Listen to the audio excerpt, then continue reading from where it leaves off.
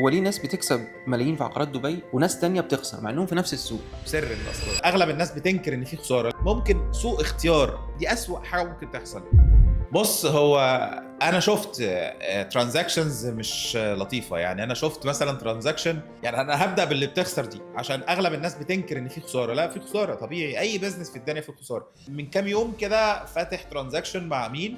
دبي فيها حاجه لطيفه، في شفافيه في الارقام والاحصاءات وارقام حقيقيه، ودي ال دي بدايره الاراضي والاملاك بتظهر كل الارقام التعاملات السابقه. يعني لما تيجي تدخل على موقع، حتى بموقع بيوت او بروبرتي فايندر او الحاجات دي، بتلاقي الشقه اللي معروضه كانت متباعه بكام، ثم لمين ثم لمين ثم لمين ثم بكام، والتاريخ والرقم. فلقينا ترانزاكشنز مثلا شقه كانت ب 4 مليون، بعد كده اتباعت ب 4 مليون 500، بعد كده في نفس السنه بعد كده اتباعت ب 5 مليون و600، بعد شويه جت متباعه ب 5 مليون، سقطت مثلا 800,000 ولا حاجه، بعد كده جت متباعه ب 10 مليون. اللي حصل ان في حد خسر في النص. الشقه دي وصلت ل 16 مليون، من 3 مليون ل 16 مليون في حوالي 3 سنين، بس هي في مكانها مميز شويه. طب الخساره دي حصلت ايه؟ عميل ديستريس ديل عنده اشكال في حاجه وعايز يبيع بسرعه جدا، ومضطر يحرق سعر اليونت حتى ولو هيبيعها بسعر ارخص ما اشتراها، فباعها بخساره.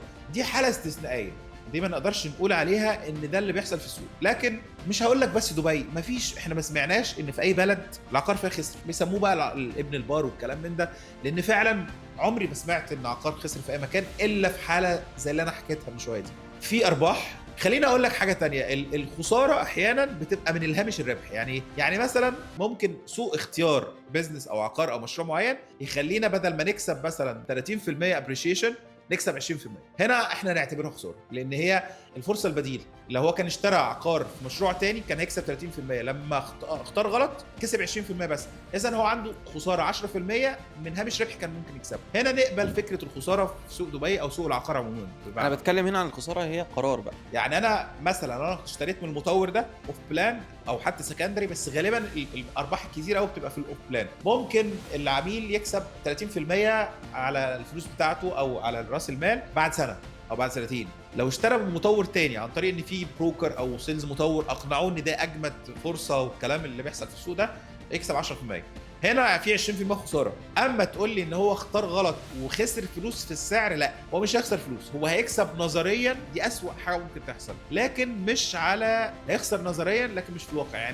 يعني هو مش هيبيع بسرعه، هيضطر يستنى شويه. يعني هيبقى في ارباح على الورق لكن مفيش ارباح في الحقيقه. خلينا اوضحها لك بمثال، والسؤال ده خطير قوي ومهم جدا جدا لناس كتير بتقع فيه بصراحه. في بعض المشاريع هي بتكسب على الورق ان المنطقه زادت 10%، 20%، 30، 40% زادت، لكن لما تيجي تعمل اعاده بيع ما بيتباعش المشروع معاك. ليه؟ دي مشكله بيقع فيها ناس كتيره جدا مع مطورين اسماء ومتخيلين ان هم لقوا فرصه خياليه. اديك بقى مثال خطير جدا جدا ما بيعرفوش ناس كتير، سر من الاسرار. احيانا بتلاقي مشروع بنايه فيها 1800 وحده، منهم 1000 استوديو، ومديك سعر كويس جدا، ومطور اسم كبير قوي، والناس كلها بتطلع جري عليه. الناس كلها بتطلع جري عليه، ركز، الناس كلها بتطلع جري عليه. يحصل ايه بقى؟ تيجي تعمل اعاده بيع تلاقي في 1000 بني ادم بينافسك في البنايه دي بس مش في المنطقه، بيبيعوا كلهم، او يعني او 50% منهم 500 شقه. حضرتك هتضطر تحط هامش ربح قليل جدا جدا، ولو اتزنقت في الفلوس هتخسر. هنا ده ممكن موجود.